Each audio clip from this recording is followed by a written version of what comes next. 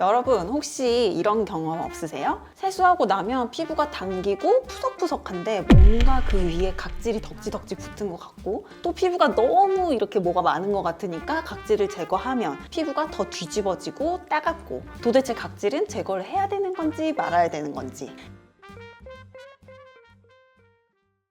안녕하세요 여러분, 여러분의 피부 주치의 청담클레어의원 박윤정 원장입니다.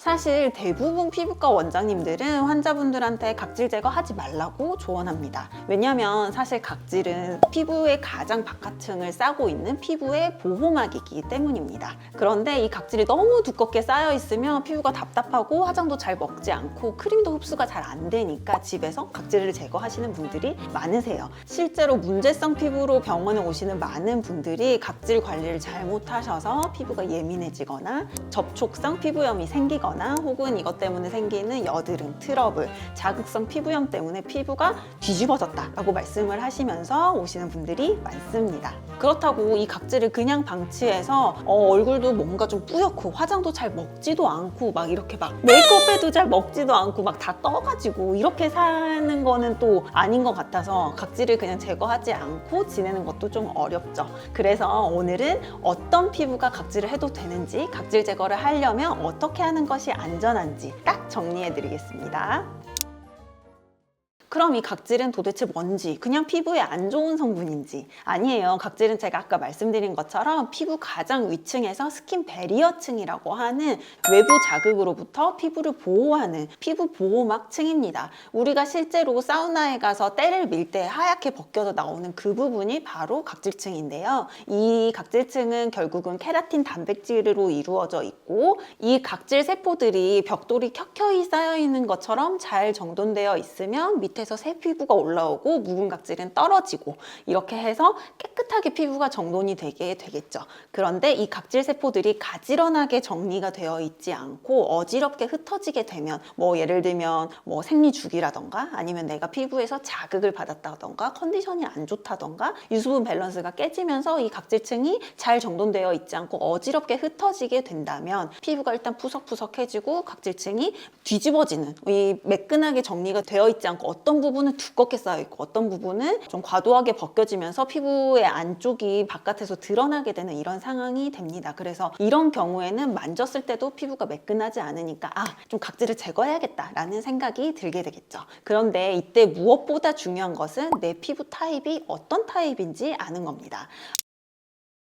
일단 건성이나 민감성 피부이신 분들은 무조건 각질 제거 피하시는 것이 좋습니다. 세안을 하고 나서 아무것도 바르지 않았을 때 내가 좀 당김이 심하고 평소에도 속건조가 있다라고 하시는 분들은 건성이시고요. 또 클렌징을 하고 나서 얼굴이 잘 붉어지고 아니면 온도차 때문에 얼굴이 잘 붉어지고 예민하고 뭐가 잘 좀 뒤집어진다라고 하시는 분들은 민감성 피부일 가능성이 높습니다. 이런 분들은 각질 제거 자체가 피부에 자극을 주면서 피부 장벽을 약하게 만들어서 과도한 각질 제거를 하면서 내 피부 자체가 더 민감해지고 더 건조해지는 안 좋은 피부로 바뀌는 지름길이 될 수 있습니다. 이런 분들은 적극적으로 각질 제거를 하는 것보다는 내 피부 보호막을 잘 유지하는 것이 핵심이고요. 이때 중요한 게 세라마이드 성분입니다. 그래서 약산성 세안제로 가볍게 세안하시고 평소에 세라마이드 성분이라든지 피부 보호막을 만들 수 있는 성분이 있는 보습제를 잘 발라주시는 것이 꿀 조합이라고 말씀드립니다. 반대로 피지가 많이 올라오시고 여드름이 잘 생기시는 분들, 지성 피부이신 분들은 어느 정도는 각질 제거 하시는 것이 필요합니다.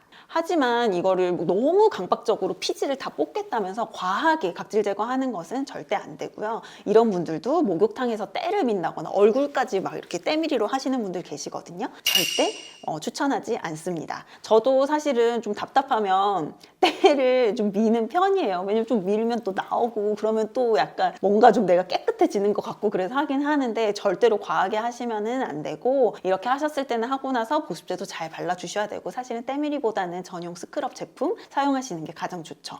각질 같은 경우는 사실은 내가 굳이 인위적으로 밀지 않아도 피부의 재생 주기에 맞춰서 자연스럽게 떨어지게 됩니다.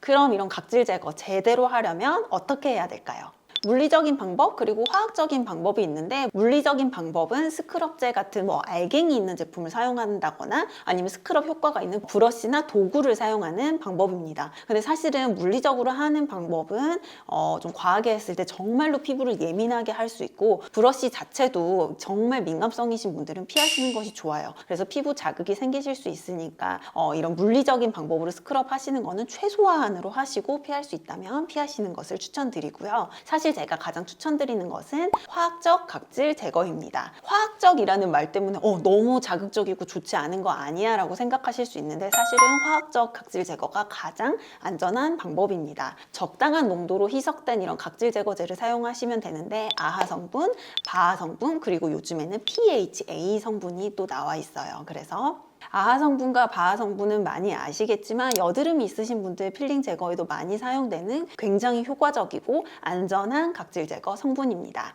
PHA 성분은 아하와 바하 성분에 비해서 분자 입자가 굉장히 작아서 안전하게, 민감하신 분들도 안전하게 각질 제거를 할 수 있는 성분입니다. 여드름 피부라고 하더라도 아하와 바하 성분은 주 1회는 넘지 않는 것을 추천드리고, 민감성 성분은 아까 말씀드린 것처럼 PHA 성분이 들어간 각질 제거제를 이용해서 아주 예민하신 분들은 한 달에 한 번 혹은 2주 주기는 넘기지 않으시는 것이 좋습니다.